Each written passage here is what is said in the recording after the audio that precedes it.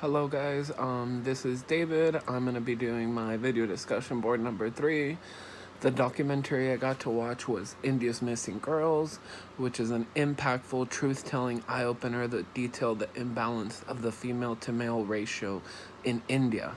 Sexual preference is a social issue in India because hundreds of female fetuses are being aborted almost at full term. Older 7 to 8-year-old girls and babies all alike are being abandoned and have no family to turn to. Sons are preferred over daughters in India due to the social and moral stigma that they bring.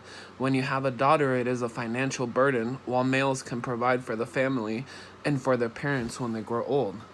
Children who are abandoned and are found alive or sold, or lucky, are sent to children's homes that are mainly filled with girls, like the Arty home. When the child is abandoned at an older age, they have trouble being able to fit in and settle well with the other girls, who in turn were there since they were babies, which is basically everything they know.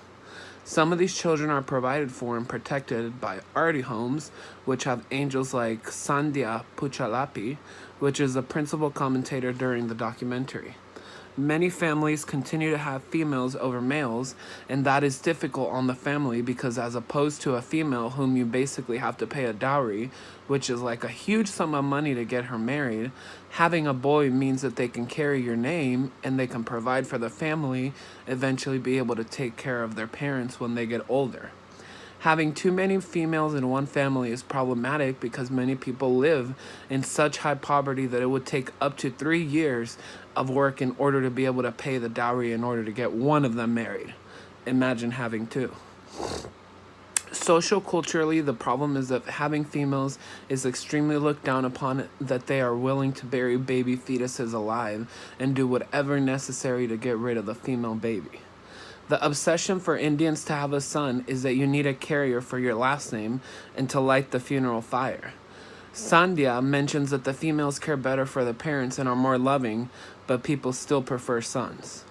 For the past 20 years, ultrasound scanning has been prominent in India.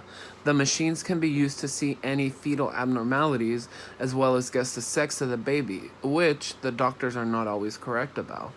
Abortion is illegal in India, but abortion based on gender is illegal. A string of private nursing homes and ultrasound clinics have sprung up, which they reveal the gender of the baby, and it's causing abortions for female fetuses, even though the nurses are not properly trained and could be wrong about the gender of the baby. In the summer of 2007, a tragedy happened in Orissa.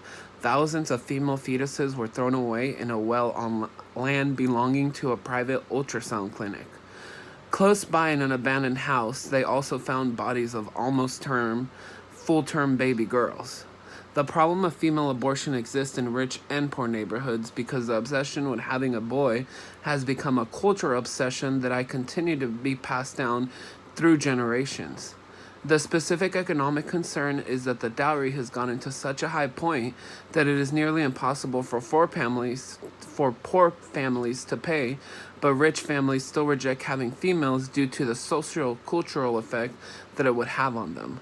Some females have been forced to have abortions by boy-crazy fathers whom insist that having another female would be critical to their family and would take wealth from their family rather than bring wealth in.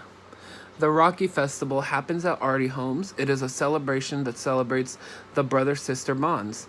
The event is important because it reminds the boys how important sisters and females in general are. They are making an impact towards the next generation, and Arty homes are really making a mark on the Indian society. The parts of India with the greatest disparity in female-to-male ratio would be in the wealthiest parts of India, like Haryana, close to the capital Delhi, where boys dangerously outnumber girls. With such a huge marked difference, I believe it will become harder to continue the patrilineage, and eventually more and more of society will have to realize that having to pay a dowry is obscene, and there will hopefully be a cultural change. Otherwise, the shortage of brides will just be increasing. Sandhya Puchalapi from Arty Homes believes that there needs to be a fundamental shift in attitudes, and only when social customs like dowry comes to an end, the girls will be valued as boys, and regardless of gender, all of India's children will be given an equal chance to live. Thank you for listening.